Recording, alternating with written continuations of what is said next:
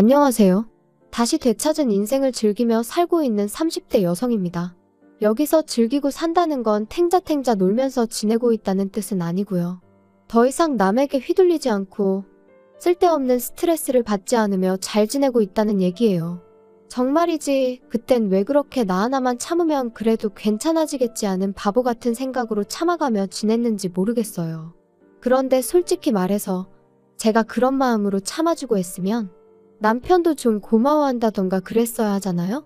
그런데 하나를 해주니 두 개를 해달라고 하고 두 개를 해주니 세 개를 해달라고 하고 그래서 더는 이렇게 살다간 정말 안 되겠다 싶어서 이혼하자고 했네요. 남편하고 처음 만난 건 지인의 소개를 통해서였어요.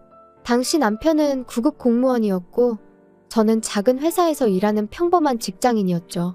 사실 저는 좀 내성적인 성격이라서 소개를 통해서 사람을 만난다는 건 생각만으로도 부담스러워 거절하려고 했는데 지인이 남자 쪽이 워낙 싹싹한 성격이라서 괜찮을 거라며 한번 나가보라더군요.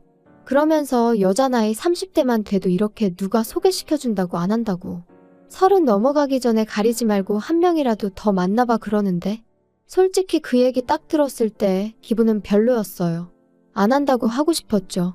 하지만 또 곰곰이 생각해보니까 아주 틀린 말은 아니다 싶기도 하고 지인 말대로 나중엔 어디 가서 제 힘으로 누굴 만나나 걱정스럽기도 하고 그래서 자존심은 좀 상했지만 알겠다 하고 나간 자리였네요. 그리고 그렇게 만나게 된 남편은 지인의 소개대로 조금 부담스러운 감도 없잖아 있긴 했지만 넉살이 좋았어요. 워낙 공통점이 없다 보니 무슨 이야기를 주고받아야 하나 걱정이 많았는데 남편의 주도하에 대화는 매끄럽게 흘러갔죠. 그런 적이 없다 보니 신기하대요. 거기다 성격은 달랐어도 좋아하는 영화 장르라던가 입맛이 비슷해서 소위 통했다는 느낌을 받았거든요. 그래서 어쩌면 이 사람하고 잘 될지도 모르겠다 싶더니 지금 생각해보면 그래도 거기서 멈췄어야 했는데 하긴 지금 이런 후회를 해서 뭐 하겠어요? 아무튼 남편한테 애프터 신청이 왔고 그때는 저도 은근히 기다리고 있었던지라 튕기고 말고 할 것도 없이 좋다고 했죠. 그리고 그렇게 저희는 연애를 시작했습니다. 저희 연애는 그런대로 원만하게 이어져 갔어요. 물론 돌이켜 생각해보면 일주일에 한두 번 만나서 영화 보고 밥 먹고 이야기 좀 나누고 그게 다긴 했는데 그땐 어쨌든 다툴 일이 없으니 다행이다 싶었고 그래서 잘 맞는다고 생각했었네요. 한편 사귄 지 1년쯤 되던 해 제 직장 상사가 바뀌었습니다. 원래도 가족 기업이라 불안불안했는데 결국 사장 아들이란 사람이 와서 하루아침에 부장 타이틀을 달더라고요. 그리고 불행하게도 사장 아들은 정말 아무것도 모르는 사람이었어요. 그러니 괜한 직원들만 하루가 멀다 하고 시쳇말로 조져대는데 정말 마음 같아선 그래 이 자식아 내가 먼저 관둔다 하고 그 면상에다 시원하게 사표라도 집어던지고 싶은 적이 한두 번이 아니었다니까요. 하지만 솔직히 어디 간들 치사하지 않은 직장이 있나요? 그러니 하루에도 12번 끓어오르는 화를 꾹꾹 눌러 참으며 어떻게든 버텨보려 했습니다. 그런데 그날만큼은 제가 하던 프로젝트를 기어이 자기가 완성하겠다며 가져가 놓고서는 말 그대로 아주 죽을 써버렸더라고요. 그리고 그 일로 진행 중이던 거래가 2건이나 캔슬이 되면서 사장이 아주 단단히 화가 났지요. 그런데 그 순간 이 사장 아들이 제 탓을 하대요? 자기는 아무것도 몰랐다며 저 때문에 이렇게 된 거라고. 그리고 저는 지금도 확신해요. 사장도 이 모든 사태가 제가 아닌 당신 아들에게서 비롯되었다는 걸 알고 있었다고요. 하지만 직원들 앞에서 자기 아들을 나무랄 수는 없었을 테니 애꿎은 저를 탓했고 그때만큼은 도무지 못 버티겠더라고요. 그래서 그냥 알겠다고 내가 나가면 되는 거 아니냐 하고 나와버렸습니다. 충동적이었지만 어쩔 수 없는 선택이었지요. 그런데 문제는 막상 회사를 그렇게 때려치고 나니 세상이 끝난 것 마냥 어찌나 불안하던지 말이에요. 당장 내일부터 출근을 안 해도 된다는 사실이 기쁘기보단 오히려 더 갑갑하게 느껴졌고 친정어머니에게는 어떻게 말씀을 드려야 하나. 하지만 제 우려와는 달리 친정어머니는 그동안 고생했다 하시며 이참에 앞으로 뭘 하고 싶은지 계획이 어떤지 찬찬히 정리를 해보라고 하시더라고요. 그리고 그렇게 고민 끝에 내린 결론은 이참에 내 장사를 해보자는 것이었어요. 중1 때 친정아버지가 돌아가셨고 이후로 줄곧 친정어머니랑 단둘이 살았습니다. 친정어머니는 여자 혼자의 몸으로 저를 어떻게든 제대로 키워내시겠다며 하루도 쉬는 날 없이 건물 청소부터 식당 주방일까지 닥치는 대로 일을 찾아하셨어요. 그리고 저는 그런 어머니를 귀찮게 하면 안 되겠다는 생각에 주변 또래들보다 조금 일찍 철이 들었죠. 덕분에 음식 솜씨도 꽤나 좋았고요. 그래서 식당을 해볼까 하는 생각도 들었던 모양이에요. 아무튼 오히려 지금이라면 겁이 났을 텐데 그래도 그땐 몇 살 어렸다고 겁도 안 났어요. 오히려 내가 식당을 차린다고 생각하자 그때부터 어찌나 설레던지 심장이 터질 듯 뛰기만 했네요. 그리고 저는 이러한 결정을 남편에게도 전했습니다. 그 무렵 결혼 이야기도 조금씩 나오고 있었기에 남편의 생각도 어느 정도는 저에게 중요했었거든요. 그런데 남편이 제 이야기를 듣고는 뜻밖의 이야기를 꺼냈어요. 식당이라는 게 여자 혼자 하기에 쉬운 일은 아니지 않냐면서 자기랑 같이 하는 게 어떻겠냐고요? 깜짝 놀랐죠. 9급이긴 해도 명색이 공무원인데 게다가 듣기론 5년을 공부해서 어렵게 붙었다고 했었으니까요. 그래서 아니 안정적인 직장을 두고 웬 식당이냐고 괜찮다 했습니다. 혼자 해보고 힘에 부치면 그때 사람을 쓰면 된다면서요. 그런데 남편이 실은 자기도 이렇게 공직 생활을 해보니 여러 가지로 힘든 점이 많더랍니다. 조직 문화니 위계질서니 전부 다 버겁다고요. 그러면서 자기가 미국 생활을 해서 그런 것 같다 뭐 그랬는데 그땐 솔직히 안쓰러운 마음이 커서 정말 그런가 싶었거든요. 그런데 나중에 알고 보니까 미국 생활이나마나 어학연수로 반년 다녀온 게 전부였어요. 그래놓고 저한테는 걸핏하면 미국에서는 어떻고 저떻고 미국인들은 어떻고 저떻고 정말이지 그때로 돌아간다면 주절거리는 남편의 입을 탁 한 대 쳐버리고 싶다니까요. 아무튼 그래서 그래 아무렴 남보단 남편이 낫겠다는 결론을 내렸고 저희는 결혼과 동시에 식당을 차리게 되었습니다. 다만 결혼을 앞두고서야 남편이 제 예상보다 훨씬 적은 돈을 갖고 있다는 걸 알게 되었기에 제가 식당의 대표로서 남편을 고용하기로 했지요. 물론 당연히 남편도 어머님도 제 이런 결정을 마음에 들어하지 않았어요. 공동으로 창업을 한다더니 어째서 와이프가 사장이 되고 남편이 직원이 되느냐고요. 하지만 남편은 자기 이름으로는 죽어도 대출은 못 받는다 버텼기에 저로서는 어쩔 수 없는 선택이었네요. 신혼집은 제가 살던 전세집에서 시작하기로 했고 혼수는 남편이 해왔어요. 다만 제가 기존에 쓰던 가전제품 대부분이 멀쩡했기에 실제로 남편이 사온 건 침대 옷장 그리고 식기세척기 정도가 전부였죠. 아 그리고 자기가 타던 차도 가지고 왔는데 말이 나왔으니 말이지만 8년이나 된 차를 가지고 자기가 살 때는 4천만 원을 줬었으니 자기가 4천만 원을 해온 거나 다름없다고 말하는 한심한 인간이었어요. 그런데 그때는 그마저도 스스로 모아놓은 돈도 없고 그러니 나를 보기 민망해서 저런 너스레를 떠는가 보다고 정말이지 어떻게든 좋게 봐주려고 했었네요. 아무튼 그렇게 저희는 부부의 연을 맺었고 식당도 개업을 했습니다. 남편은 자기가 손님을 끌어모으겠다며 자기 지인들에게 전화를 돌렸고 그중 몇몇 사람들이 정말로 식당을 찾아주기도 했지요. 이제 와서 다 무슨 소용인가 싶지만 그때만 하더라도 음식은 잘하지만 카운터에 나가기가 쑥스러운 저와 넉살 좋은 남편은 처음엔 꽤나 손발이 잘 맞는 콤비 같았답니다. 그런데 식당을 오픈한 지 반년 만에 남편이 계단에서 발목을 접지르면서 상황은 점점 생각지도 못한 쪽으로 흘러가기 시작했어요. 인정머리 없이 들릴지는 몰라도 발목이 부러진 것도 아니었고 솔직히 3, 4일 푹 쉬면 나을 상황이었어요. 실제로 병원에서도 딱히 해줄 게 없으니 찜질해주고 조심하라고 했고요. 그런데 남편은 계속 욱신거린다. 서 있으면 피가 아래로 쏠리는 것 같다. 정말 오만 가지 핑계를 대가며 앓는 소리 죽는 소리를 해대대요? 그리고는 이참에 한 2주 정도만 쉬면 안 될까 하는데 솔직히 걱정도 되면서 동시에 좀 서운했어요. 왜냐하면 그 무렵 손님이 좀 늘어나고 있다는 게 실감이 나기 시작했거든요. 그런데 뭐 사람이 아프다는데 어쩌겠어요. 참으라고만 할 수도 없고.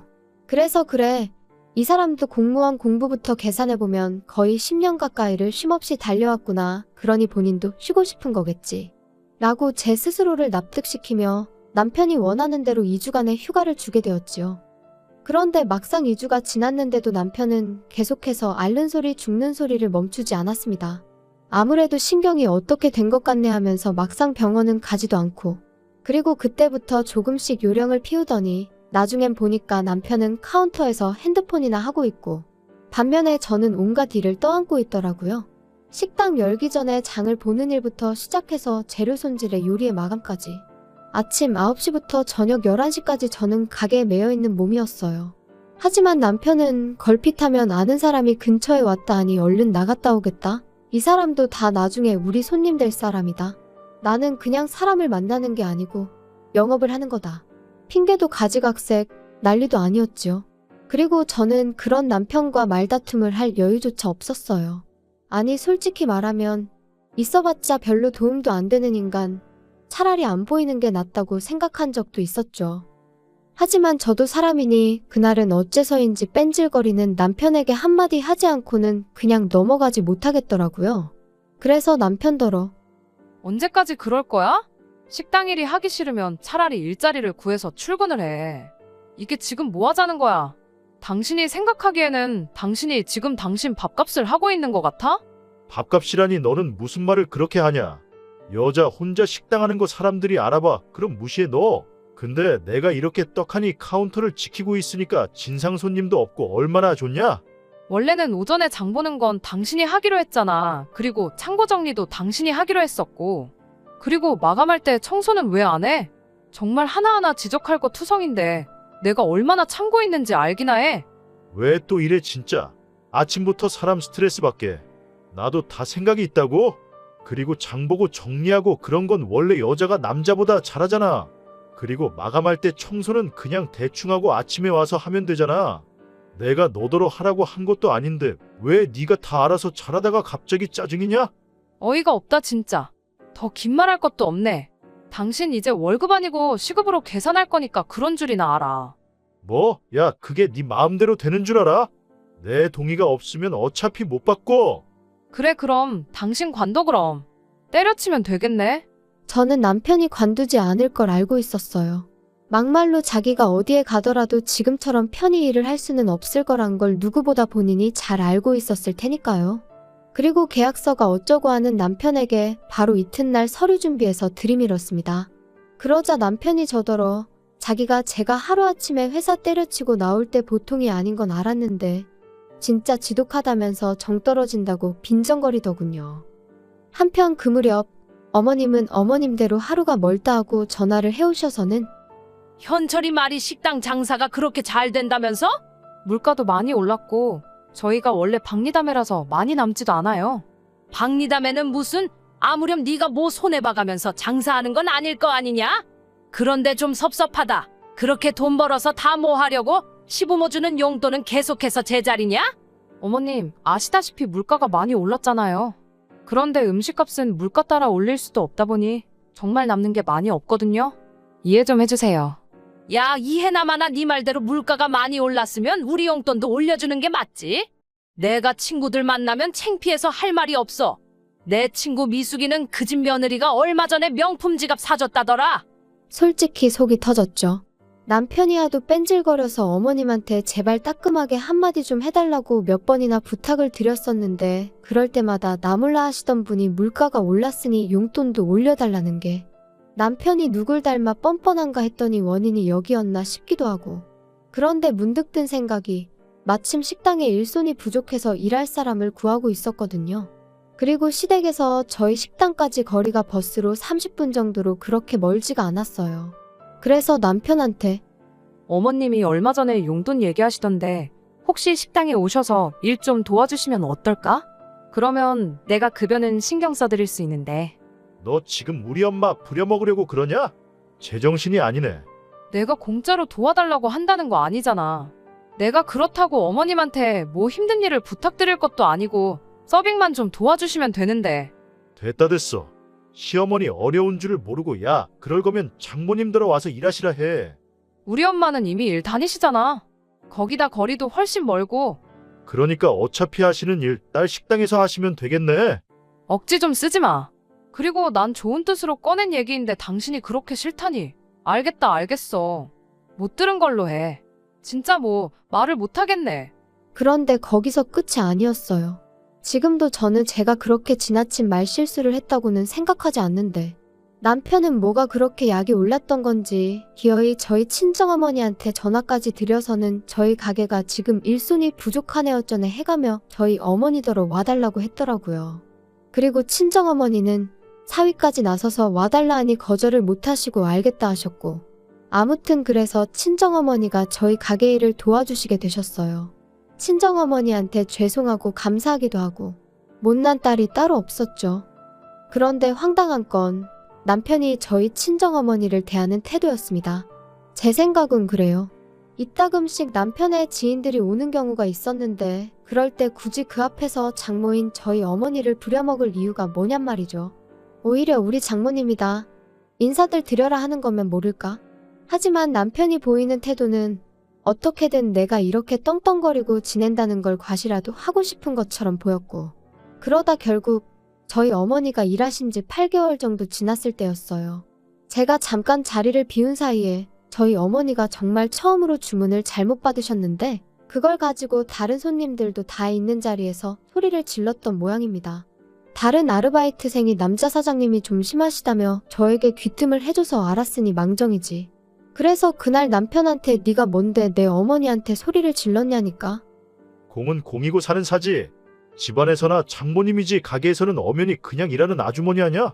그리고 어느 식당이건 간에 일하는 사람이 실수를 하면 한 소리 듣는 건 당연한 거지.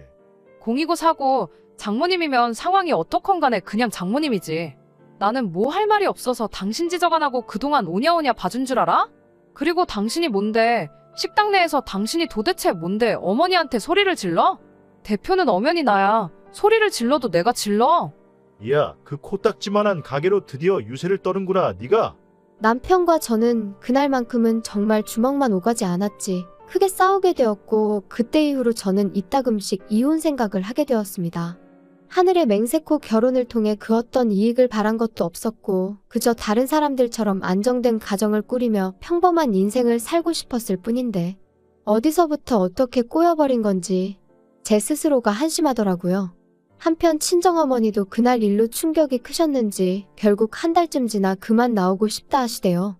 일부러 그런 건 아니겠지만 당신도 사람인지라 마음이 상했다 하시며 온 가족이 한 공간에 있어서 좋을 게 없는 것 같다고. 씁쓸한 어머니의 표정을 보고 있자니 얼마나 죄송스럽고 우라가 치밀던지.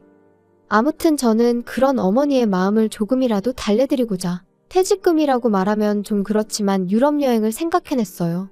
평생 일만 하시던 어머니셨으니 이참에 저도 눈 딱 감고 한열을 어머니랑 같이 쉬어볼까 생각한 거죠. 그런데 이 이야기를 듣곤 남편이 노발대발 날뛰기 시작했습니다. 장모님하고 어딜 간다고? 유럽? 무슨 돼지목의 진주도 아니고 갑자기 웬 유럽? 원래 유럽 여행 같은 건 수준이 되는 사람이 가야 안 아깝지. 막말로 장모님 영어나 아시냐? 하이헬로우 말고 뭐 또 아시는 거 있어?